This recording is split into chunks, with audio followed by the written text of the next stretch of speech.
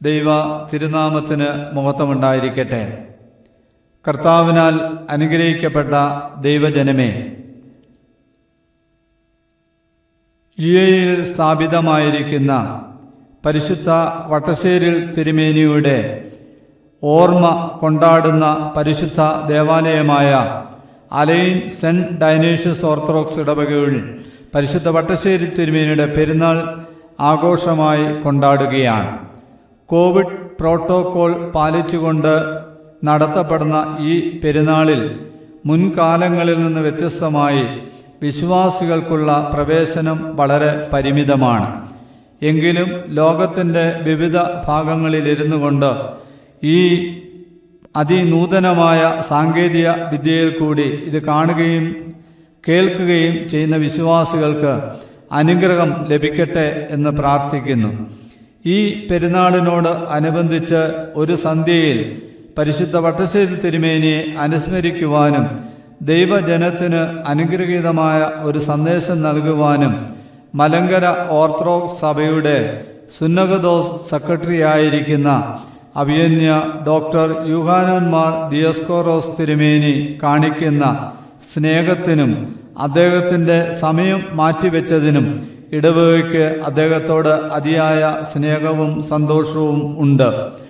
മലങ്കര സഭയുടെ ചെന്നൈ ഭദ്രാസന അധിപനും അതോടൊപ്പം തന്നെ കോട്ടയം ഭദ്രാസനത്തിൻ്റെ സഹായ മെത്രാപ്പൊലീത്തായും ഒപ്പം മലങ്കര ഓർത്തഡോക്സ് സഭയുടെ സുന്നഹദോസ് സെക്രട്ടറിയുമായി പ്രവർത്തിക്കുന്ന അഭിയന്യ ഡോക്ടർ യൂഹാനോൻ മാർ ദിയസ്കോറോസ് തിരുമനസ്സുകൊണ്ട് മലങ്കര സഭയുടെ സ്വാതന്ത്ര്യ ചിന്തകളും ആനുകാലികമായ രാഷ്ട്രീയ സാഹചര്യത്തിൽ മലങ്കര സഭ നേരിടുന്ന നിരവധിയായ പ്രശ്നങ്ങളും ആധുനിക സമൂഹത്തിൻ്റെ മുമ്പിൽ വാർത്താ മാധ്യമങ്ങളിൽ കൂടി ഏവരുടെയും പ്രശംസ പിടിച്ചുപറ്റുന്ന തരത്തിൽ അവതരിപ്പിക്കുവാൻ അദ്ദേഹത്തിന് സാധിച്ചിട്ടുണ്ട് എന്നുള്ളത് അദ്ദേഹത്തിൻ്റെ നേതൃത്വ പാടവത്തിൽ മലങ്കര സഭ അഭിമാനിക്കുന്നു.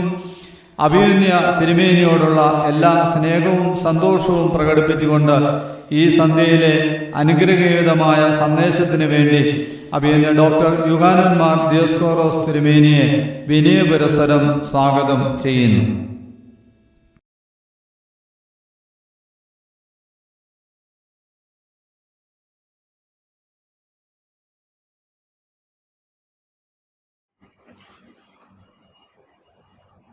ദൈവനാമം മഹത്വപ്പെടട്ടെ.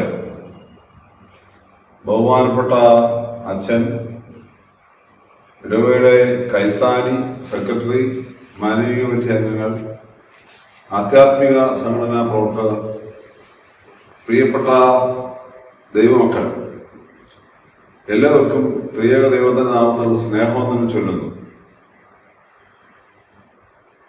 ഒരു നോമ്പാചരണത്തിന്റെ നാളുകളിലാണ് നാം എല്ലാവരും. പരിശുദ്ധ വലിയ നോമ്പിന്റെ അനുഗ്രഹിക്കപ്പെട്ട ദിനങ്ങളിലൂടെയാണ് നാം പോകുന്നത്. നോമ്പും ഉപവാസവും പ്രാർത്ഥനകളും ആത്മീയ നിഷ്ഠകളും നാം ലോകത്തിൽ എവിടെയായിരുന്നാലും തികച്ചുകൊണ്ടുള്ള ഒരു തീർത്ഥയാത്രാ സമയമാണ് ഇപ്പോൾ. ഉത്ഥാനം ചെയ്തു വരുന്ന യേശുക്രിസ്തുവുമായി സ്വർഗരാജ്യം എന്ന മണവറയിലേക്ക് പ്രവേശിച്ച് അവനോടൊപ്പം പന്തിഭോജനം കഴിക്കുവാനുള്ള തീവ്രമായ ആഗ്രഹത്തോടെയുള്ള യാത്രയാണ് നാം ഇപ്പോൾ നടത്തിക്കൊണ്ട് ഇരിക്കുന്നത്. അതുകൊണ്ട് ആദ്യം തന്നെ നമ്മുടെ എല്ലാ വാത്സല്യ മക്കൾക്കും ദൈവാനുഗ്രഹങ്ങൾ നേരട്ടെ, ക്രിസ്തുവിനോടൊപ്പം യാത്ര ചെയ്യുവാനും ക്രിസ്തുവിനോടൊപ്പം മണവറയിൽ പ്രവേശിച്ച് അനുഗ്രഹീതമായ ജീവന്റെ ഉടമകളായി മാറുന്നതിന് ഇടയാകുന്നതിന് വേണ്ടി എല്ലാ ആശംസകളും പ്രാർത്ഥനകളും ഞാൻ നേരുകയാണ്. പരിശുദ്ധനായ വട്ടശ്ശേരിൽ മാർ ദിവന്നാസ്യോസ് പിതാവ്, മലങ്കര സഭ പാസുരൻ, the great luminary of the Malankara church, നമ്മെ സംബന്ധിച്ച് നമ്മുടെ ജീവന്റെയും ജീവിതത്തിന്റെയും ഭാഗമാണ്. 1858 മല്ലപ്പള്ളിയിൽ ജനിച്ച് 1934 മഹത്ത പ്രവേശനം നടത്തി സഭയുടെ സ്ഥിരാകേന്ദ്രമായ കോട്ടയം പഴയ സെമിനാരിൽ ഖബറടങ്ങി 2003 ഫെബ്രുവരി മാസം 24-ാം തീയതി പരിശുദ്ധ സഭയുടെ പരിശുദ്ധ എപ്പിസ്കോപ്പൽ സുന്നൂസിന്റെ നിശ്ചയപ്രകാരം പരിശുദ്ധ കാതോലിക്ക മോറാമാർ ബസേലിയോസ് മാർത്തോമ മാത്യൂസ് ദ്വിതീയൻ ബാവ തിരുമനസ്സുകൊണ്ട് സഭയിലെ രണ്ടാമത്തെ ഔദ്യോഗിക വിശുദ്ധനായി പ്രഖ്യാപിച്ച് സഭാമക്കൾ പൂർണ്ണ നിറവോടെ മധ്യസ്ഥത അണയ്ക്കുന്ന വലിയ വിശുദ്ധനായിട്ടാണ് നാം പരിശുദ്ധ വട്ടശ്ശേരി തിരുമേനിയെ കാണുന്നതും വീക്ഷിക്കുന്നതും അദ്ദേഹത്തിന്റെ മധ്യസ്ഥതയിൽ ദൈവത്തോട് കൃപ യാചിക്കുന്നതും. ഇന്ത്യക്ക് പുറത്ത് പല ദേവാലയങ്ങളും ഇപ്പോൾ ഈ പരിശുദ്ധന്റെ നാമത്തിൽ ആകുന്നു എന്ന് പ്രതിഷ്ഠിക്കപ്പെടുന്നു നമുക്ക് നല്ലതുപോലെ അറിയാം. ബലഹീനായന്റെ അറിവിൽ ഇന്ത്യക്ക് പുറത്ത് ആദ്യം ഈ പരിശുദ്ധന്റെ നാമത്തിൽ ഉണ്ടായ ദേവാലയമാണ് നിങ്ങളുടെ ദേവാലയം, അലൈൻ സെന്റ് ഐനീഷ്യസ് ദേവാലയം. തീർച്ചയായും മദ്രാസ് ഭദ്രാസനത്തിന്റെ ചുമതലക്കാരനെന്ന നിലയ്ക്ക് ആ കാര്യത്തിൽ ഒരു അവകാശം ബലഹീനായ എനിക്കുമുണ്ട്. മറ്റൊന്നുമല്ല, ഭാരതത്തിന് പുറത്ത് ആദ്യം ഒരു ദേവാലയത്തിന്റെ ശില ഈ പരിശുദ്ധന്റെ നാമത്തിൽ സ്ഥാപിച്ചത് ലോകത്തിൽ ആദ്യം സൂര്യൻ ഉദിക്കുന്ന സെന്റ് ഡൈനീഷ്യസ് ഓക്ലൻഡ് പള്ളിയിലാകുന്നു എന്നുള്ളത് മറ്റൊരു കാര്യമാണ്. ന്യൂസിലൻഡിലെ ഓക്ലൻഡ് സെന്റ് ഡൈനീഷ്യസ് ദേവാലയം അവിടെ ആയില്ല എങ്കിൽ പോലും ഈ വിശുദ്ധന്റെ നാമത്തിൽ ആദ്യമായി ആരാധന ഭാരതത്തിന് പുറത്ത് അർപ്പിക്കുവാനായിട്ട് തുടങ്ങുകയും ശില സ്ഥാപിക്കുകയും കാലക്രമേണ സെന്റ് ഐനീഷ്യസ് ഓർത്തഡോക്സ് ദേവാലയം എന്ന രീതിയിൽ അവിടെ ഒരു പള്ളി ഉണ്ടാവുകയും ചെയ്തു എന്നുള്ളത് സന്തോഷകരമായ ഒരു കാര്യമാണ്. അലൈൻ സെന്റ് ഐനീഷ്യസ് ദേവാലയം ബലഹീന ഞാൻ അതിന്റെ കൂദാശയ്ക്ക് അതിനുശേഷമോ അവിടെ സന്ദർശിക്കുവാനായിട്ട് സാധ്യമായിട്ടില്ല എങ്കിൽ പോലും ആ ദേവാലയത്തിന്റെ പ്രതിഷ്ഠയോട് അടുത്തു വരുന്ന നാളുകളിൽ UAE സന്ദർശിച്ചപ്പോൾ അവിടേക്ക് വരുവാനിടയാവുകയും ആ ദേവാലയത്തിന്റെ പണി ഏകദേശം പൂർത്തീകരിക്കപ്പെട്ട് കണ്ട് സന്തോഷമടയുവാനായിട്ട് ഇടയാവുകയും ചെയ്ത ഒരാളാണ്. വളരെ വിസ്തൃതമായ, പ്രത്യേകിച്ച് UAE വളരെ വിസ്തൃതമായ ഭൂപ്രദേശത്തിന്റെ ഉള്ളിൽ വിശുദ്ധന്റെ മധ്യസ്ഥതയിൽ നിലനിൽക്കുന്ന ഒരു വലിയ ദേവാലയമായിട്ടാണ് അലൈൻ സെന്റ് ഐനീഷ്യസ് ദേവാലയത്തെ ഞങ്ങളെല്ലാവരും കാണുന്നത്. അവിടെ അതിന് കൂദാശയ്ക്ക് ശേഷം സന്ദർശിക്കുവാനായിട്ട് സാധ്യമായില്ല എങ്കിൽ പോലും ആ ദേവാലയത്തിന്റെ പണി ഏകദേശം പൂർത്തീകരിച്ചു കഴിഞ്ഞപ്പോൾ കൂദാശയുടെ അടുത്ത ദിനങ്ങളിൽ അവിടെ വന്ന് സന്ദർശിക്കുവാനിടയായത് എപ്പോഴും സന്തോഷത്തോടെയാണ് ഓർമ്മിക്കുന്നത്. അവിടെയുള്ള അന്നത്തെ വികാരിയും ദൈവമക്കളും ബലഹീന എന്നെ വളരെ സന്തോഷത്തോടെ സ്വീകരിക്കുകയും അവിടെ പ്രാർത്ഥന നടത്തി അവിടെ നിന്ന് ഭക്ഷണം കഴിച്ച് തിരിച്ച് ദുബായ് സെന്റ് തോമസ് കത്തീഡ്രലിലേക്ക് പോയ സംഭവങ്ങൾ ഞാൻ ഇപ്പോഴും ഓർക്കുന്നുണ്ട്. അതുകൊണ്ടൊരു നല്ല ഓർമ്മയാണ് ആ ദേവാലയത്തെ കുറിച്ച് എപ്പോഴും ഉള്ളത് എന്നുള്ള കാര്യം സ്നേഹപൂർവ്വം അറിയിക്കട്ടെ. പരിശുദ്ധന്റെ പെരുന്നാൾ എല്ലാ വർഷവും ഫെബ്രുവരി മാസം 23-ാം തീയതി ആണ് ആചരിക്കേണ്ടതെങ്കിലും നോമ്പുകാലമായതിനാൽ അതിന്റെ അടുത്തുള്ള ദിവസങ്ങളിൽ എപ്പോഴെങ്കിലും ആയിരിക്കും നമ്മുടെ ദേവാലയങ്ങളിൽ പെരുന്നാളായിട്ട് ആചരിക്കുന്നത്. കാരണം നോമ്പുകാലം നമ്മുടെ പാരമ്പര്യപ്രകാരം പെരുന്നാളുകൾ വന്നാൽ ഏതെങ്കിലും ഒരു ശനിയോ ഞായറോ മാത്രമാണ് നമ്മൾ നടത്തുവാനായിട്ട് ശ്രദ്ധിക്കുന്നത്. കുമ്പിടിയിലും നമസ്കാരങ്ങളും ഉപവാസവും പ്രാർത്ഥനയും ഉണ്ട് എന്നതുകൊണ്ട് തന്നെയാണ് ശനി ഞായർ മാത്രമാക്കി പെരുന്നാളുകളെ ക്രമീകരിച്ചിരിക്കുന്നത്.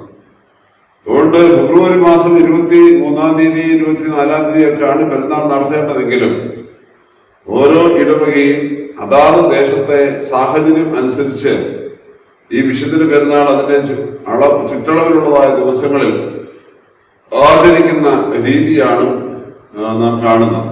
തീർച്ചയായും അലൈൻ സെന്റ് ഇഗ്നേഷ്യസ് ദേവാലയവും അങ്ങനെയാണ്. ഫെബ്രുവരി മാസം 23-ാം തീയതി അല്ലെങ്കിൽ അതിന്റെ അടുത്തുള്ള ദിവസങ്ങളിൽ തുടങ്ങി വലിയ പെരുന്നാൾ ആചരണമായി മാർച്ച് മാസത്തിൽ ഏതെങ്കിലും ദിവസം അവസാനിപ്പിക്കുന്ന രീതിയാണ് കാണുന്നത്.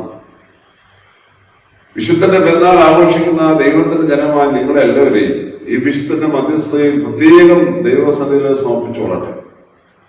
ധാരാളം അനുഗ്രഹങ്ങളെ ദൈവത്തോട് ചോദിച്ചു വാങ്ങി നമുക്ക് നൽകുവാൻ കഴിയുന്ന വലിയൊരു വിശുദ്ധനാണ് പരിശുദ്ധനായ വട്ടശ്ശേരിൽ ഗീവർഗീസ് മാർ ദേവനാസ്യോസ് തിരുമേനി എന്ന കാര്യത്തിൽ സംശയമില്ല. പരിശുദ്ധ മാർത്തോമാ ശ്ലീഹ തുടങ്ങി ഇങ്ങോട്ട് വരുമ്പോൾ സഭയിലെ മാർത്തോമാ ശ്ലീഹയുടെ 110ാമത് പിൻഗാമിയാണ് പരിശുദ്ധനായ വട്ടശ്ശേരി തിരുമേനി എന്നാണ് ചരിത്രം പറയുന്നത്. അപ്പോസ്തോലിക പാരമ്പര്യമുള്ള ഒരു സഭയിൽ അപ്പോസ്തോലിക സിംഹാസനത്തിൽ അതീവ വിശുദ്ധിയോടെ വാണരുളി സഭാമക്കളെ ദൈവത്തിങ്കിലേക്ക് നയിച്ച ഈ പിതാവിന്റെ മഹത്വം കാലം ഒരിക്കലും തേച്ചു കളയുകയില്ല, മായ്ച്ചു കളയുകയില്ല എന്നത് വളരെ വ്യക്തമാണ്. പരിശുദ്ധനായ മാത്യൂസ് ദ്വിതീയൻ ബാവാ തിരുമേനിയാണ് അദ്ദേഹത്തെ പരിശുദ്ധനായി പ്രഖ്യാപിച്ചതെങ്കിലും പരിശുദ്ധനായ ഗീവർഗീസ് ദ്വിതീയൻ ബാവാ തിരുമേനി അദ്ദേഹത്തിന്റെ കർമ്മടത്തിൽ എഴുതി വെച്ചു, the time will not dim his glory. അത് വളരെ പ്രധാനപ്പെട്ട ഒരു കാര്യമാണ്.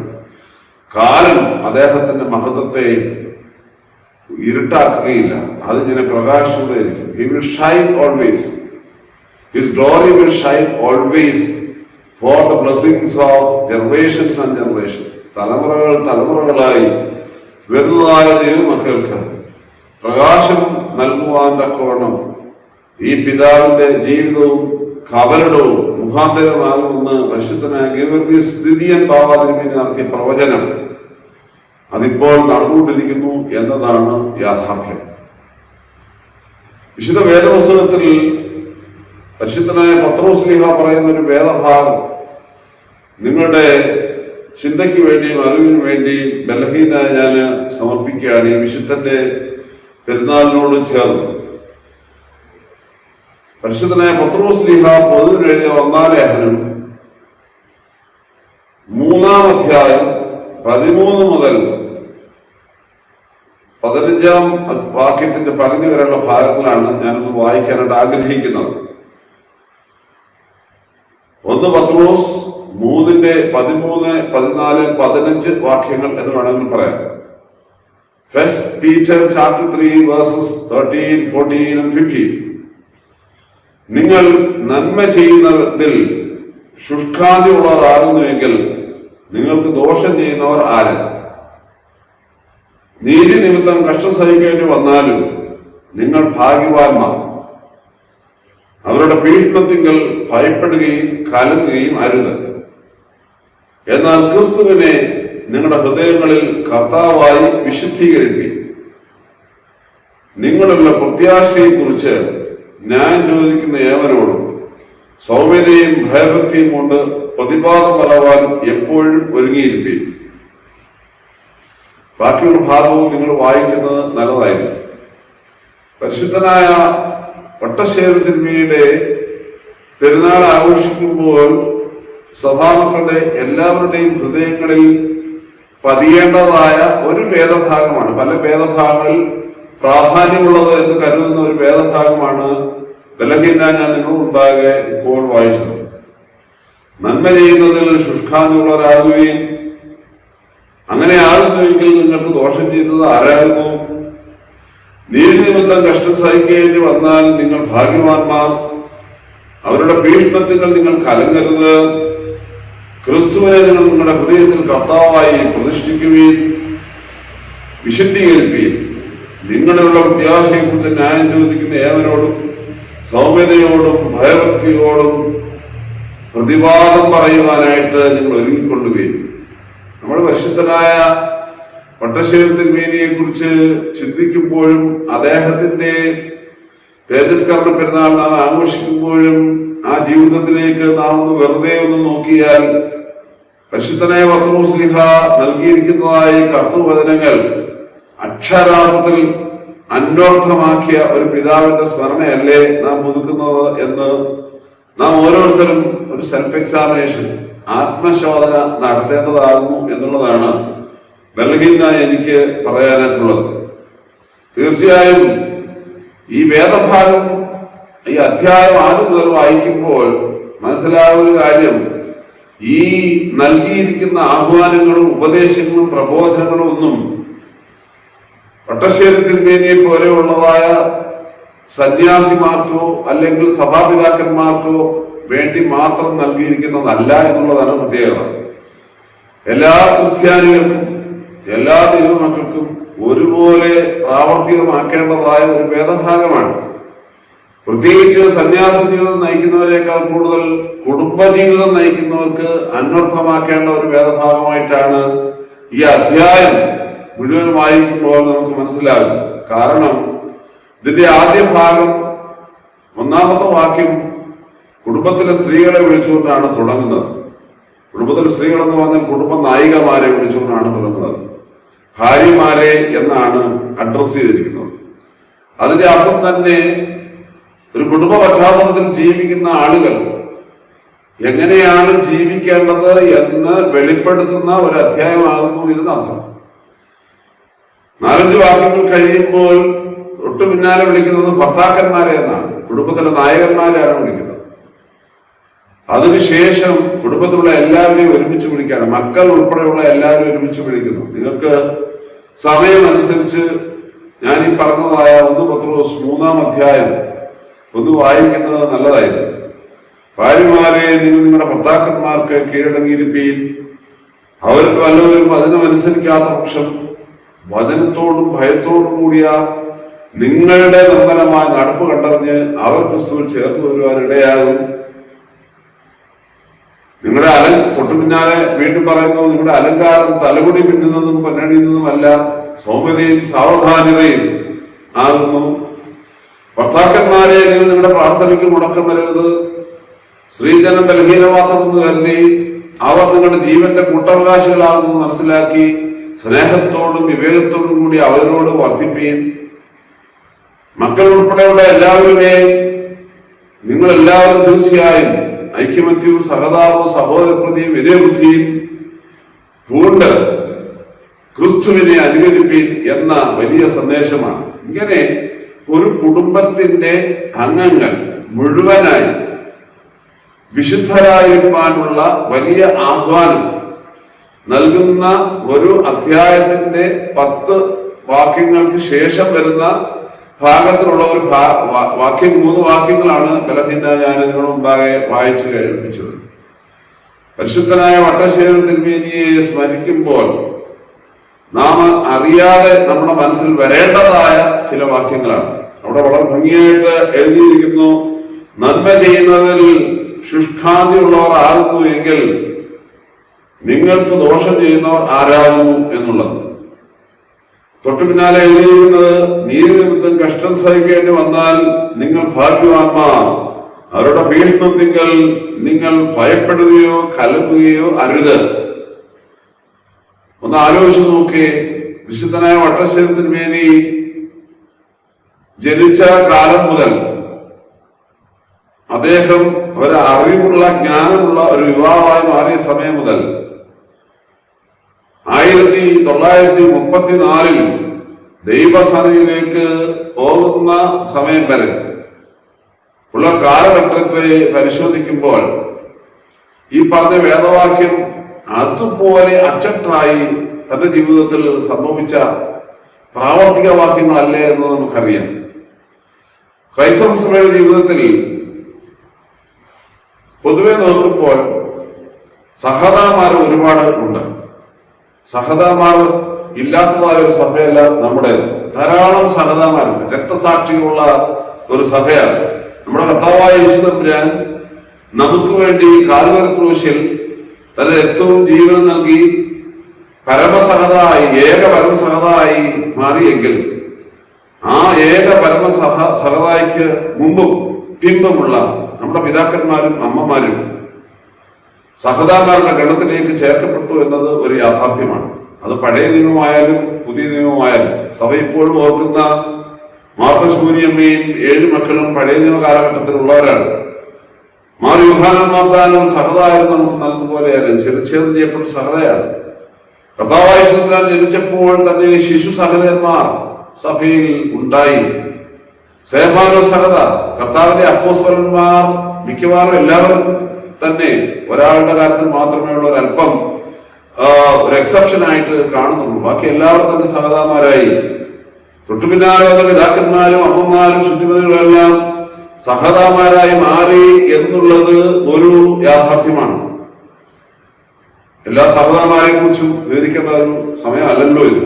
എങ്കിൽ പോലും സഹതാമാരുടെ ഒരു നീണ്ട പട്ടിക ഉള്ള, അവരുടെ രക്തവും ജീവനും തലമുറകൾക്ക് വേണ്ടി ചീന്തി നൽകിയ ഒരു സഭയിലെ അംഗങ്ങളാകുന്നു നാം എന്നുള്ള കാര്യം നാം ഒരിക്കലും വിസ്മരിക്കുവാനായിട്ട് പാടില്ല.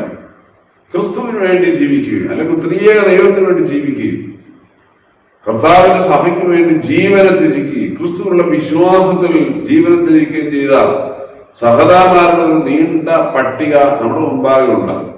അവരെ നാം വിളിക്കുന്നത് രക്തസാക്ഷികൾ എന്നാണ്. റെഡ് മാർട്ടിയേഴ്സ് എന്ന് ഒരു കോമൺ നെയിം അവർ കൊടുക്കാറുണ്ട്. ചുവന്ന രക്തസാക്ഷികൾ എന്ന് അവരെ കുറിച്ച് നാം വിളിക്കാറുണ്ട്. എന്ന് പറഞ്ഞാൽ രക്തം ചിന്തി ജീവനെ കൊടുത്ത പിതാക്കന്മാരും ശുദ്ധിമതികളുമാണ് അവർ. എന്നാൽ അവരെ പോലെ തന്നെ പ്രാധാന്യമുള്ളതായ മറ്റൊരു ഗ്രൂപ്പ് സഭയിലുണ്ട്. ചിലപ്പോൾ ജീവിതാവസാനം, മരണം എന്നത് സഹതാമാരെ പോലെ അല്ല എങ്കിൽ പോലും തങ്ങളുടെ ജീവിതം തന്നെ സഹതാതുല്യമായി ജീവിച്ചു തീർത്തവരാണ്. പരിശുദ്ധനായ വട്ടശ്ശേരി തിരുമേനി അങ്ങനെയല്ലേ? അദ്ദേഹത്തിന്റെ ജീവിതത്തിൽ എപ്പോഴെങ്കിലും നമുക്ക് സാധാരണ ലൗകികമായ ഭാഷയിൽ ചിന്തിക്കുന്ന സ്വസ്ഥതയോ സമാധാനമോ അദ്ദേഹത്തിന് ഉണ്ടായിട്ടുണ്ടെന്ന കാര്യം സംശയമാണ്. തീർച്ചയായും ആധ്യാത്മികമായി ചിന്തിക്കുമ്പോൾ അദ്ദേഹം അതിൽ സമാധാനവും സ്വസ്ഥതയും കണ്ടെത്തിയിരുന്നു എന്നുള്ളതാണ് ബലഹീനമായ എന്റെ ഉറച്ച വിശ്വാസം. എന്നാൽ സഭയുടെ വിശ്വാസത്തെ ഉറപ്പിക്കുന്നതിന് വേണ്ടിയും അതിന്റെ സ്വാതന്ത്ര്യത്തെ സ്ഥിരമായി നിലനിർത്തുന്നതിന് വേണ്ടിയും സഭയുടെ സ്വയശീർഷത്തെ ഉറപ്പിക്കുന്നതിന് വേണ്ടിയും കഠിനമായി പോരാടിയ ഈ വിശുദ്ധൻ അനുഭവിച്ചതായ വ്യതകളും ഭീഷണികളും എന്തെല്ലാമായിരുന്നു എന്നുള്ളത് അദ്ദേഹത്തിന്റെ ചരിത്രം പഠിക്കുമ്പോൾ നമുക്ക് നല്ലതുപോലെ അറിയാം. നന്മ ചെയ്യുന്നതിൽ നിങ്ങൾ ശുഷ്കാന്തി ഉള്ളവരാകയാൽ ദോഷമുണ്ടാകുമ്പോൾ നിങ്ങൾ ഭയപ്പെടേണ്ട കാര്യമില്ല എന്ന പരിശുദ്ധനായ പത്രോസ്ലീഹ നൽകുന്ന ആഹ്വാനത്തെ അതുപോലെ സ്വീകരിച്ചു എന്നർത്ഥം. നമുക്കറിയാം, പട്ടം കൊടുത്ത ആള് തന്നെ അദ്ദേഹത്തെ മുടക്കുന്നുണ്ട്.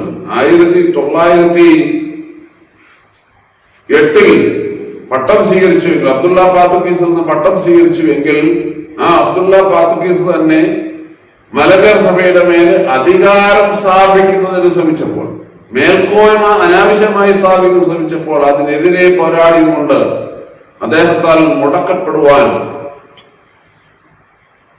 പരിശുദ്ധനായ വട്ടശ്ശേരി തിരുമേനിക്കിടായ എന്നൊരു ചരിത്രം കിടപ്പുണ്ട്. പക്ഷെ ആ മുടക്കിനെ സ്വർണ്ണക്കിരീടമായിട്ട് സ്വീകരിച്ചുകൊണ്ട് സഭയുടെ സ്വയശീർഷത്തെ ഉറപ്പിക്കുവാനായിട്ട് കഠിനമായി എത്തിച്ച ഒരു പിതാവാണ് പരിശുദ്ധനായ വട്ടശ്ശേരി തിരുമേനി. നമുക്ക് നല്ലതുപോലെ അറിയാം. പ്രതിസന്ധികളും പ്രയാസങ്ങളും വരുമ്പോൾ അതൊരു ധർമ്മത്തിന് വേണ്ടിയാണ്, ഒരു നീതിക്ക് വേണ്ടി. അവിടെ വേദപുസ്തകം പറയുന്നത് നീതിക്ക് വേണ്ടി കഷ്ട സഹിക്കേണ്ടി വന്നാൽ നിങ്ങൾ ഭാഗ്യവാന്മാർ. നീതിക്ക് വേണ്ടി ആകുമെന്ന് പറയുമ്പോൾ ലഭിക്കുന്ന പ്രതിസന്ധികളെയും പ്രയാസങ്ങളെയും കിരീടമായി സ്വീകരിക്കുന്ന ജീവിതക്രമമാണ് വിശുദ്ധന്മാർക്കുള്ളത്. ഇപ്പോഴും അങ്ങനെ ഒരു കാലഘട്ടം ആകുമെന്ന് ചിലപ്പോഴൊക്കെ തോന്നാറുണ്ട്. ഇവിടെ ഇപ്പോൾ ജീവിക്കുന്ന ഞാൻ ഉൾപ്പെടെയുള്ള ആരും വിശുദ്ധരാണെന്ന് അവകാശപ്പെടുന്നില്ല. അത് അങ്ങനെ അവകാശപ്പെടുന്നെങ്കിൽ അത് തെറ്റായ ചിന്തയാണ്. അതൊരു ദൈവനിന്ദയായിട്ട് വേണം കരുതാൻ. ഞാൻ വിശുദ്ധരാണെന്ന് ഞാൻ വിളിച്ചു പറഞ്ഞാല് ശരിയാവുകയില്ല. അത് ഒരു യാഥാർത്ഥ്യമാണ് ഇപ്പോഴും. പക്ഷേ സഭയിലെ പിതാക്കന്മാരായി സഭയ്ക്ക് വേണ്ടി അധ്വാനിക്കുന്നവരായി മനസ്സോടെ ഇറങ്ങുന്നതായ ചില ആളുകൾക്ക് ലഭിക്കുന്നതായ ബുദ്ധിമുട്ടുകളും പ്രയാസങ്ങളും എന്താ എന്ന് നിങ്ങൾക്ക് വളരെ വ്യക്തമാണ്. ഞാൻ ഇത് പറയുമ്പോൾ തന്നെ ഇന്ന് രാവിലെ എന്റെ മൊബൈൽ എടുത്ത് നോക്കിയപ്പോൾ നമ്മുടെ സഭയിലെ ഒരു മെത്രാപ്പോലത്തയുടെ കോലം കത്തിക്കുന്ന ചിത്രമാണ് ഞാൻ കണ്ടത്. അത് മറുഭാഗത്ത് ഒരു വൈദികൻ അതിന് നേതൃത്വം കൊടുക്കുന്ന കാഴ്ചകൾ. മറുഭാഗത്തെ ഒരു വൈദികൻ ഒരു ബിഷപ്പിന്റെ കോലം കത്തിക്കുവാനായിട്ട് നേതൃത്വം കൊടുക്കുകയാണ്.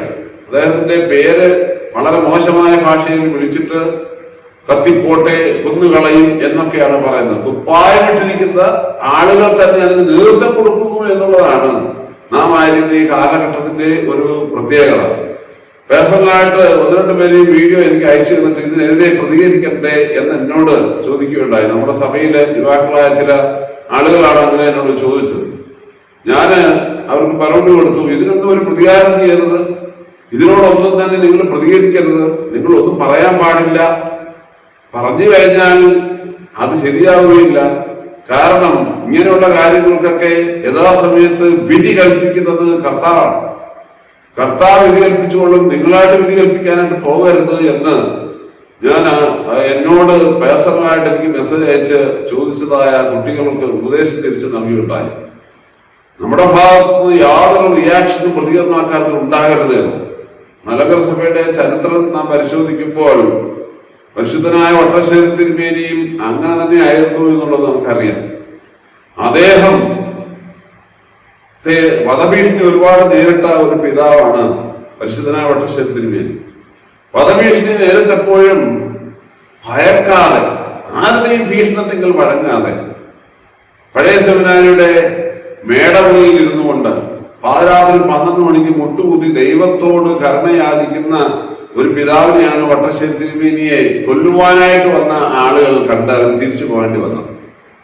ഗോവയിൽ വെച്ച് മേളയിലേക്ക് പ്രവേശിക്കുവാനായിട്ട് കയറി വന്നതായ കിങ്കരന്മാർ, അല്ലെങ്കിൽ നമ്മുടെ ഇന്നത്തെ ഭാഷയിൽ പറഞ്ഞാൽ കൊട്ടേഷൻ സംഘങ്ങൾ, അവര് കണ്ടത് കിഴക്കോട്ട് മുട്ടുകുത്തി പാതിരാത്രി 12 മണിക്കിരുന്ന് പ്രാർത്ഥിക്കുന്ന, കണ്ണുനീരോടെ പ്രാർത്ഥിക്കുന്ന തിരുമേനിയാണ്. അവരെ ഏൽപ്പിച്ച ദൗത്യം അതുകൊണ്ട് തന്നെ ചെയ്യാനൊക്കാതെ അവര് തിരിച്ച് മടങ്ങിപ്പോയ ഒരു ചരിത്രം കൂടി പരിശുദ്ധ വട്ടശ്ശേരി തിരുമേനിയുടെ ചരിത്രത്തിൽ ഉണ്ട് എന്നത് നിങ്ങൾ ഓർത്തുകൊള്ളണം. അത് ഒരു ഇന്നത്തെ കാലികമായ ലോകത്തിലും നാം മനസ്സിലാക്കേണ്ട മറ്റൊരു യാഥാർത്ഥ്യമാണ്. ഭീഷണികൾ ധാരാളമായിട്ടുണ്ടാകും. ബലഹീനായി എനിക്ക് ഒരുപാട് ഭീഷണികളാണ് ഓരോ ദിവസവും ഉണ്ടായിക്കൊണ്ടിരിക്കുന്നത്. ഞാന് പരിശുദ്ധ സഭയില് ഒരു മെത്രാപ്പോലീത്ത ആയപ്പോൾ ഭീഷണികൾ കൂടി എന്നത് യാഥാർത്ഥ്യമാണ്. സഭയുടെ എപ്പിസ്കോപ്പൽ സിനോസിന്റെ സെക്രട്ടറി ആയി മാറിയപ്പോൾ ഭീഷണിയുടെ ആധിക്യം വർദ്ധിച്ചു. സഭയുടെ മെത്രാപ്പോലിത്തന്മാരെ ഓരോരുത്തരെ എടുത്തു കഴിഞ്ഞാൽ, വൈദികരെ എടുത്തു കഴിഞ്ഞാൽ, സഭയിലെ ഉറച്ച ആത്മായ വിശ്വാസികൾ എടുത്തു കഴിഞ്ഞാൽ അവരൊക്കെ ഇങ്ങനെ ഭീഷണികൾ നേരിട്ടുകൊണ്ട് പോകുന്ന ഒരു കാലഘട്ടമാണ്. പക്ഷേ വിശുദ്ധ വേദപുസ്തകം പറയുന്നു, ഏത് ഭീഷണിയിലും വഴങ്ങാതെ നന്മ ചെയ്യുന്നതിന് വേണ്ടിയും നീതിക്ക് വേണ്ടിയും പ്രാർത്ഥിക്കുകയും പ്രവർത്തിക്കുകയും ചെയ്യുന്ന ദൈവമക്കളായി മാറണം. അത് വട്ടശ്ശേരി തിരുമേനി നമ്മെ പഠിപ്പിച്ച ഒരു വലിയ ജീവിത യാഥാർത്ഥ്യമാണ്. ആ യാഥാർത്ഥ്യത്തെയാണ് ഇവിടെ ഉൾക്കൊള്ളണം എന്നുള്ളത് നമ്മുടെ പിതാക്കന്മാര് നമ്മോട് പറയുന്നത്. അദ്ദേഹം ആ യാഥാർത്ഥ്യം ഉൾക്കൊണ്ടതുകൊണ്ട് നാം മനസ്സിലാക്കേണ്ട ഒരു കാര്യമുണ്ട്. 1912 പരിശുദ്ധ സഭയ്ക്ക് ഒരു കാതോലിക്കേറ്റ് സ്ഥാപിതമാകുവാനൊക്കെ ഇടയായി. സഭയുടെ സ്വയശീർഷത്വം ഉറപ്പിക്കുവാനിടയായി. മലങ്കര സഭയ്ക്ക് അതിൻ്റെതായ പഴയ കാലം പോലെ എന്ന് പറഞ്ഞാൽ ആദ്യകാലം മുതൽ തന്നെ മലങ്കര സഭയെ ഭരിച്ചിരുന്നത് ജാതിക്ക് കർത്തവ്യന്മാരായിരുന്നു എങ്കിൽ അതിനേക്കാൾ ഊർജ്ജസ്വലതയും പ്രാദേശികമായ മേലധ്യക്ഷന്മാർ മലങ്കര സഭയെ ഭരിക്കുവാൻ തക്കോണം, നയിക്കുവാൻ തക്കോണം 16-ാം നൂറ്റാണ്ടിന് ശേഷം വന്നതായ ചില വികലമായ ചില ഭരണ കാര്യങ്ങൾ, ഇടയ്ക്ക് കയറി വന്ന കാര്യങ്ങളെല്ലാം തൂത്തെറിഞ്ഞുകൊണ്ട് 1912 മുതൽ മലങ്കര സഭയ്ക്ക് ഭാരത സഭ എന്ന രീതിയിൽ ഭാരതീയനാൽ നയിക്കപ്പെടുവാനുള്ള നിയോഗം ലഭിക്കുവാനായിട്ട് പ്രധാന കാരണക്കാരനായി മാറിയ ആളാണ് പരിശുദ്ധനായ വട്ടശ്ശേരിൽ മാർ ഗീവർഗീസ് ദിവന്നാസ്യൂസ് തിരുമേനി. അതുകൊണ്ട് നാം അദ്ദേഹത്തിനെ വിശുദ്ധൻ എന്ന് വിളിക്കുമ്പോൾ 7 നാക്കോടെ വിളിക്കണം എന്നുള്ളതാണ് ബലഹീന എനിക്ക് നിങ്ങളോട് പറയാനുള്ളത്. എനിക്കും നിങ്ങൾക്കും നമ്മുടെ അടുത്ത് വരുന്ന തലമുറകൾക്കും ഞങ്ങൾ ഭാരതീയരാകുമെന്നും ഭാരതീയ സഭയുടെ മക്കളാകുമെന്നും ഞങ്ങളെ നയിക്കേണ്ടത് ഭാരതീയരാകണമെന്നും, എന്നാൽ ഭാരതത്തിന് പുറത്തുള്ള സഭാപിതാക്കന്മാരെയും സഭാമക്കളെയും മറ്റു മതങ്ങളിലുള്ളവരെയും സ്നേഹിക്കണമെന്നും ബഹുമാനിക്കണമെന്നും അവരുടെ പദവികൾക്കനുസരിച്ച് സ്നേഹം കൊടുക്കണമെന്നൊക്കെ പഠിപ്പിച്ച പിതാക്കന്മാരിൽ അഗ്രഗണ്യനാണ് പരിശുദ്ധനായ വട്ടശ്ശേരി തിരുമേനി എന്നുള്ള കാര്യം സ്നേഹപൂർവ്വം ബലഹീന ഞാൻ അറിയിച്ചോളട്ടെ. അതുകൊണ്ട് പരിശുദ്ധനായ പത്രോസ്ലിഹായോട് നൽകിയിരിക്കുന്നതായ ഈ ആദ്യ വേദഭാഗങ്ങൾ നന്മ ചെയ്യുന്നതിൽ ശുഷ്കാന്തിയുള്ളവരാകുകയും അങ്ങനെ ആകുമെങ്കിൽ നിങ്ങൾക്ക് ദോഷം ചെയ്തവർ ആരാകുന്നു, ദോഷം ചെയ്യുന്നവർക്കുണ്ടാകും. അതിനെക്കുറിച്ച് നിങ്ങൾ ആരും വലിയ ആൻസൈറ്റിയോ വറിയോ ഒന്നും കാണിക്കേണ്ട കാര്യം ഇല്ല. അതിങ്ങനെ സംഭവിക്കും. പക്ഷെ അതിനപ്പുറമായി കരുതുന്ന ഒരു ദൈവമുണ്ടെന്നും ആത്യന്തികമായ ഫലം വിജയമായിരിക്കുന്നുള്ള കാര്യം നിങ്ങൾ ഓർമ്മിക്കണം. അന്നിനായ VC ശാമുവേലച്ചൻ തന്റെ ജീവിതത്തിന്റെ ആദ്യ നാളുകളിൽ യാക്കോബായ, അല്ലെങ്കിൽ ഇന്ന് അവർ വിളിക്കുന്ന യാക്കോബായ എന്ന് നമ്മൾ ബാപ്റ്റിസ്റ്റ് പറയുന്നതായ നമ്മുടെ സഹോദരങ്ങളുടെ കൂട്ടത്തിൽ നിന്ന ഒരാളാണ്. എന്നാൽ സത്യം തിരിച്ചറിഞ്ഞ് സഭയിൽ ഉറച്ചു നിന്നപ്പോൾ അദ്ദേഹം എഴുതിയ പല പുസ്തകങ്ങളൊന്നാണ് ദ ട്രൂത്ത് ട്രയംഫ് എന്നത്, സത്യം ജയിക്കും എന്നുള്ളത്. ആ പുസ്തകം ആരെ കുറിച്ചാണ് എഴുതിയത്? പരിശുദ്ധനായ വട്ടശ്ശേരി തിരുമേനിയെ കുറിച്ചാണ്. പരിശുദ്ധ വട്ടശ്ശേരി തിരുമേനിയുടെ ജീവിത യാഥാർത്ഥ്യങ്ങളെ സഭാചരിത്രവും സഭാവിശ്വാസവുമായി ബന്ധപ്പെടുത്തി എഴുതിയിട്ട് അതിന് കൊടുത്തിരുന്ന ടൈറ്റിലാണ് ultimately the truth will triumph, the truth will win. ഇതായിരിക്കണം ഒരു സത്യക്രിസ്ത്യാനിയുടെ ജീവിതത്തിന്റെ ആശയം പ്രത്യാശയും. നമ്മുടെ പിതാക്കന്മാര് നമുക്ക് പറഞ്ഞു തരുന്ന പ്രായോഗിക പാഠം അതാണ്. കർത്താവ് പഠിപ്പിച്ചതാണല്ലോ. യേശുക്രിസ്തു 30-ാം വയസ്സിൽ മാമോദിസ സ്വീകരിച്ചു എന്ന് നാം കരുതുന്നു. തുടർന്ന് 3 വർഷക്കാലമുള്ള പരസ്യാവതാര ശുശ്രൂഷയിൽ നാം ഒക്കെ ചിന്തിക്കുന്ന രീതിയിൽ ഏതെങ്കിലും ഒരു സമയത്ത് അദ്ദേഹത്തിന് സ്വസ്ഥത കിട്ടിയെന്ന് ഞാൻ കരുതുന്നില്ല. വേദോത്സവം വായിക്കുമ്പോൾ അങ്ങനെ നമ്മളൊക്കെ ഈ സാധാരണ മാനുഷിക ഭാഷയിൽ ചിന്തിക്കുന്നതായ സ്വസ്ഥതയും സമാധാനമൊന്നും കർത്താവിന് കിട്ടിയിട്ടില്ല. കാരണം എന്ത് നല്ല കാര്യങ്ങൾ ചെയ്യുമ്പോഴും ക്രിസ്തുവിന് ഒരുപാട് പീഡകൾ നിങ്ങളും സഹിക്കേണ്ടി വന്നു എന്നത് യാഥാർത്ഥ്യമാണ്. പപ്പാരസികൾ എന്ന് പറയുന്ന ഒരു സംഘം നമ്മുടെ കാലഘട്ടത്തിലുണ്ട്. എന്ന് പറഞ്ഞാൽ എന്തെങ്കിലുമൊക്കെ ചെയ്യുന്ന ആളുകളുടെ പിന്നാലെ ഇങ്ങനെ കൂടിയിരിക്കുകയാണ്, എവിടെയെങ്കിലും ഒരു കുഴപ്പം കണ്ടുപിടിക്കാനായിട്ട് നോക്കിക്കൊണ്ട്. അതൊരു യാഥാർത്ഥ്യമാണ്. ഇപ്പൊ ഞാന് ഇങ്ങനെ നടക്കുമ്പോൾ എന്റെ പുറകിൽ ആരെങ്കിലും ഉണ്ട്, ഞാൻ കാണാറ്. എന്തെങ്കിലും കുഴപ്പമുണ്ടെങ്കിൽ ഉടനെ കണ്ടുപിടിച്ചിട്ട് അത് സാമൂഹിക മാധ്യമങ്ങളിലൂടെ നൽകി അതിനെ എങ്ങനെ വൃത്തികേടാക്കാമോ, എന്റെ പേര് വികലമാക്കാമോ എന്ന് ശ്രദ്ധിക്കുന്നതായ ആളുകളുണ്ട്. അത് കർത്താവിന്റെ കാലഘട്ടത്തിൽ ഉണ്ടായിരുന്നു. സാമൂഹ്യ മാധ്യമങ്ങളില്ലായിരുന്നു എന്ന് മാത്രമേ ഉള്ളൂ വ്യത്യാസം. കർത്താവിന്റെ പിന്നാലെ കൂടി കർത്താവ് എന്ത് ചെയ്താലും അതിനകത്ത് നല്ലത് കാണുന്നതിനപ്പുറമായി കുഴപ്പം കണ്ടുപിടിക്കാനായിട്ട് ശ്രമിച്ചതായ പരീശന്മാരും ശാസ്ത്രിമാരും സാധുക്യരും ഇങ്ങനെ പിന്നെ ഖന്നായും കയ്യാപ്പായും പുരോഹിത വർഗവും എല്ലാവരും ഉണ്ടായിരുന്നു എന്നുള്ളത് നമുക്ക് നല്ലതുപോലെ അറിയാം.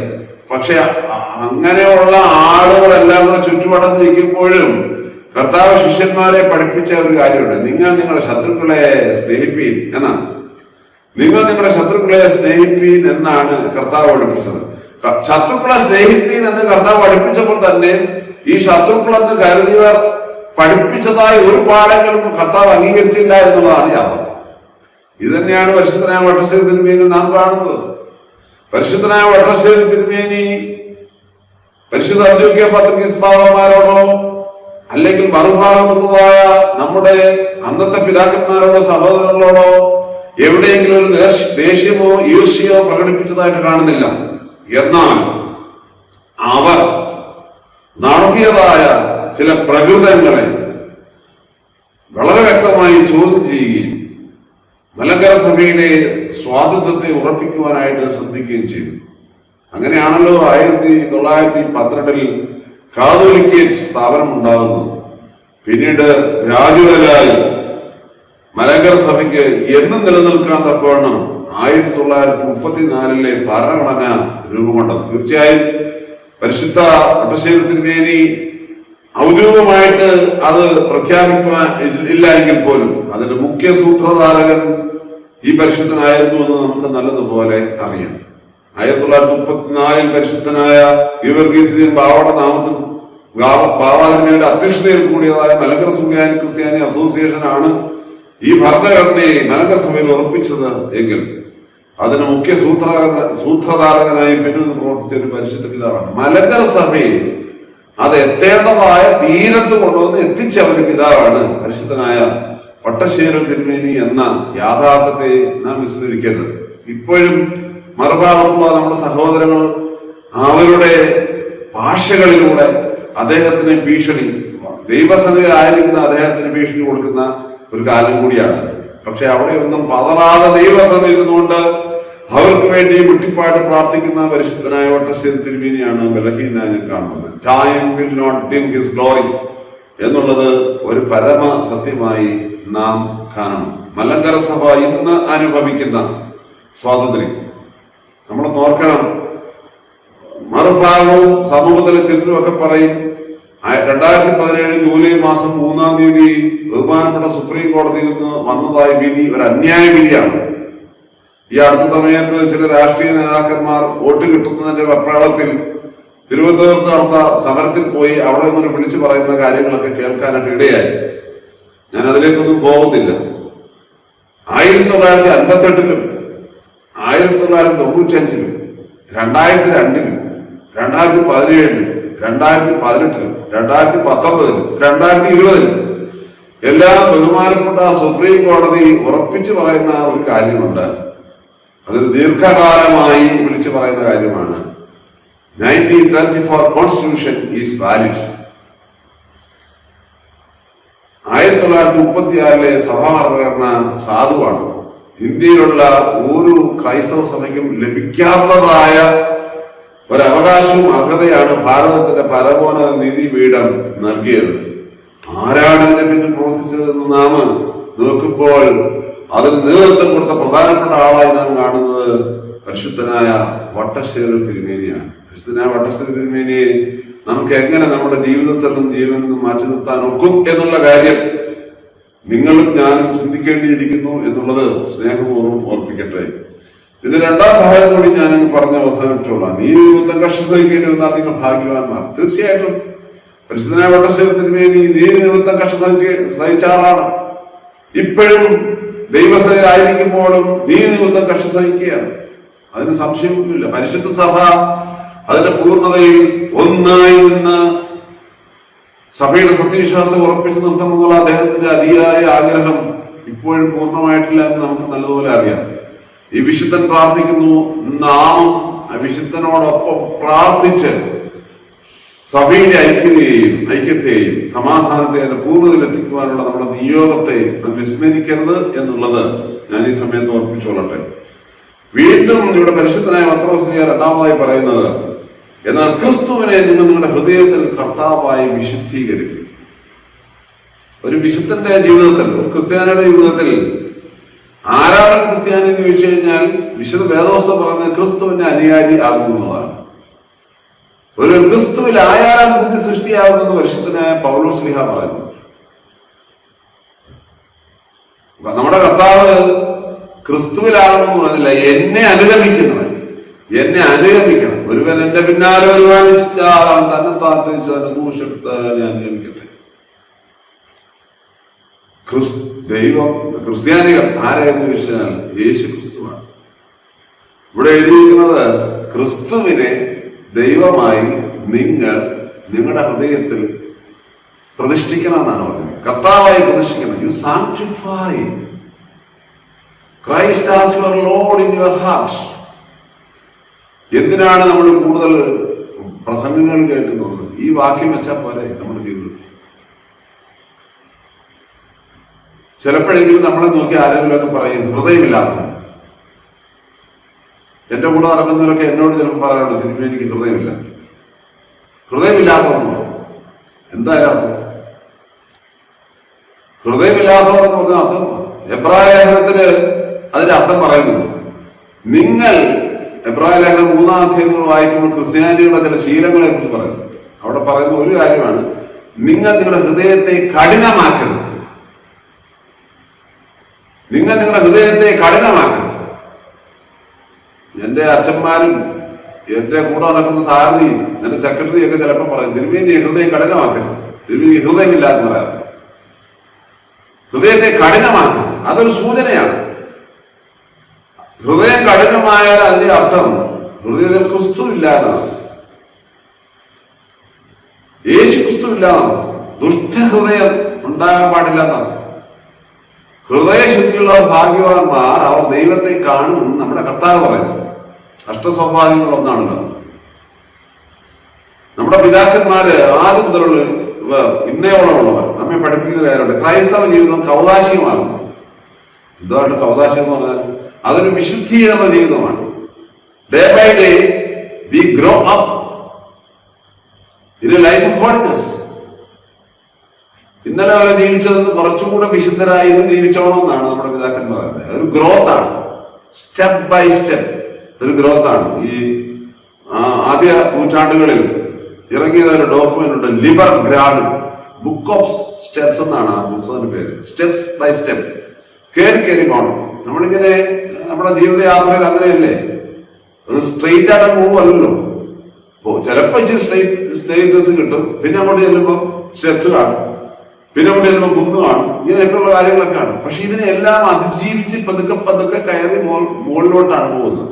പക്ഷേ യാത്ര എപ്പോഴും മുകളിലോട്ടാണ്. ഈ നോമ്പുകാലം അത് പ്രത്യേകിച്ച് നമ്മൾ ഓർമ്മപ്പെടുത്തുന്നുണ്ട്. You have to go up, you have to climb up. സങ്കീർത്തനക്കാരൻ പറയുന്നുണ്ട്, നമ്മളെല്ലാ ദിവസവും സന്ധിക്ക് അത് പ്രാർത്ഥിക്കുന്നില്ല, ഞാൻ എന്റെ കണ്ട് പർവ്വതത്തിലേക്ക് ഉയർത്തുന്നു, എന്റെ സഹായക്കാരൻ എവിടെ നിന്ന് വരും? എന്റെ സഹായം ആകാശം ഭൂമി സൃഷ്ടിച്ച യഹോവയിൽ നിന്ന് വരുന്നു.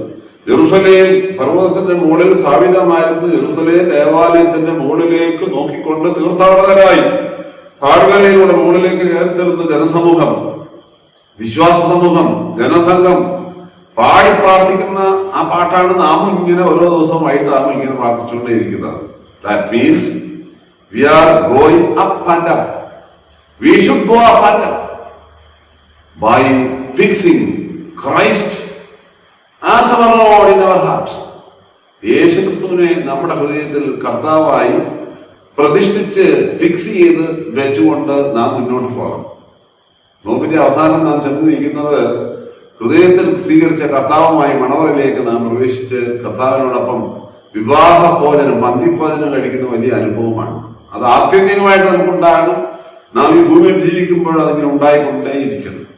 അതുകൊണ്ട് കൗതാശിക ജീവിതം നയിക്കുന്ന ദൈവമക്കൾ യേശു ക്രിസ്തുവിനെ ഹൃദയത്തിൽ കർത്താവായി പ്രതിഷ്ഠിക്കണം. അതാണ് ഞാൻ മുമ്പേ പറഞ്ഞത്.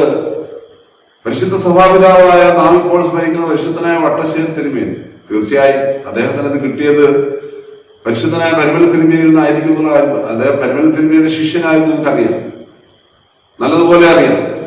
അതുപോലെ തന്നെയാണ് അദ്ദേഹത്തിന്റെ ശിഷ്യന്മാരും അതേ രീതിയിലായി. പാമ്പാടി തിരുമേനി, ബസേലിയോസ് ഗീവർഗീസിന്റെയും ബാവായൊക്കെ ആ രീതിയിലായി മാറി. ഇതാണ് സമ്പർക്കം കൊണ്ടുണ്ടാകുന്നത്. പരിശുദ്ധനായ പരിമല തിരുമേനിയോടുള്ള സമ്പർക്കത്താൽ ക്രിസ്തുവിനെ കർത്താവായി പ്രതിഷ്ഠിക്കുവാനായി ഈ വട്ടശ്ശേരി പിതാവിന് കഴിഞ്ഞു. പരിമല തിരുമേനിയോടും വട്ടശ്ശേരിയോടുള്ള സമ്പർക്കത്താൽ ഗീവർഗീസിന്റെയും ബാവായിക്കും പാമ്പാടി തിരുമേനിക്കും ഒക്കെ അങ്ങനെ വിശുദ്ധരായി മാറുവാനായിട്ട് കഴിഞ്ഞു. നമുക്കും ഇത് സാധ്യമാകണം. ഞാൻ മുമ്പേ പറഞ്ഞല്ലോ, ഇത് ഏതെങ്കിലും തിരുമേനിക്കോ അച്ഛനോ വേണ്ടി പറഞ്ഞിരിക്കുന്ന ഭാഗമല്ല. ഇത് കുടുംബജീവൻ നയിക്കുന്നതിന് വേണ്ടി പറഞ്ഞിരിക്കുന്ന ഭാഗമാണ്. ഭാര്യമാരെ, ഭർത്താക്കന്മാരെ, കുഞ്ഞുങ്ങളെ, നിങ്ങൾ നിങ്ങളുടെ ഹൃദയത്തിൽ ക്രിസ്തുവിനെ കർത്താവായി പ്രതിഷ്ഠിക്കണം എന്നാണ് പറഞ്ഞിരിക്കുന്നത്. പരിശുദ്ധനായ വട്ടശ്ശേരി തിരുമേനി പാദരാത്രിയിലും എഴുന്നേറ്റിരുന്ന് രഹസ്യ പ്രാർത്ഥനകൾ ഉരുവുകയും കണ്ണുനീരോട് പ്രാർത്ഥിക്കുകയും മുട്ടുകുത്തി നിൽക്കുകയും ചെയ്യുന്ന സംഭവങ്ങളെ അദ്ദേഹത്തിനെ കൊല്ലുവാനായിട്ട് വന്ന കിങ്കരന്മാർ സാക്ഷ്യപ്പെടുത്തുന്നുവെങ്കിൽ സഭാമക്കൾ എങ്ങനെയായിരിക്കണം ജീവിക്കേണ്ടത് എന്ന് നമ്മെ ജീവിതത്തിലൂടെ ഓർമ്മപ്പെടുത്തുന്ന ഒരു പിതാവാണ് പരിശുദ്ധനായ വട്ടശ്ശേരി തിരുമേനി. അദ്ദേഹം എഴുതിയ മതോപദേശ സാരങ്ങൾ നിങ്ങൾ വായിച്ചു കാണും. സഭയുടെ വിശ്വാസത്തെ ഉറപ്പിച്ചു നിർത്തുന്നതിനെ കുറിച്ചും ആധ്യാത്മിക ജീവിതത്തിന്റെ പോഷണത്തെ കുറിച്ചും സഭയുടെ കാരണങ്ങളെ കുറിച്ചും സഭയുടെ ചരിത്രത്തെ കുറിച്ചും വ്യക്തമായ ബോധ്യങ്ങളും ബോധവും ഉണ്ടായി. അത് തലമുറകളിലേക്ക് പകർന്നു തന്നിരിക്കുന്ന ഒരു പിതാവാണ് പരിശുദ്ധനായ വട്ടശ്ശേരി തിരുമേനി. ഞാൻ എൻ്റെ വാക്കുകളോട് ഉപസംഹരിക്കട്ടെ. ക്രൈസ്തവ ജീവിതത്തിൽ ദൈവമക്കൾ തങ്ങളുടെ ജീവിതം അവരെവിടെയായാലും, നിങ്ങളെല്ലാവരും അലയൻ സെന്റ് ഐരീഷ്യസ് പള്ളിയിലെ അംഗങ്ങളാണ്. ഞാനിപ്പോൾ നിൽക്കുന്നത് കോട്ടയത്താണ്. സൂമിലൂടെയാണ് ഞാൻ നിങ്ങളോട് ചേരുന്നത്. അങ്ങനെ ചേരുമ്പോൾ നമ്മളൊക്കെ പല ദേശങ്ങളിൽ നിൽക്കുകയാണ്. പക്ഷെ നമുക്ക് എല്ലാവർക്കും ചെന്ന് ചേരേണ്ട ദേശം ഒന്നാണ് എന്ന് മനസ്സിലാക്കി നമ്മൾ ക്രിസ്തുവിനെ കർത്താവായി പ്രതിഷ്ഠിച്ച് മുന്നോട്ട് പോകാൻ ഇടയാകട്ടെ എന്ന് മാത്രം പ്രാർത്ഥിക്കുന്നു. വിശുദ്ധന്റെ മധ്യസ്ഥത നിങ്ങൾക്ക് ഏവർക്കും കോട്ടയായിരിക്കട്ടെ. നമുക്ക് ഒരുമിച്ച് പ്രാർത്ഥിച്ച് മുന്നോട്ട് പോകാം. ദൈവം നമ്മെ അനുഗ്രഹിക്കട്ടെ.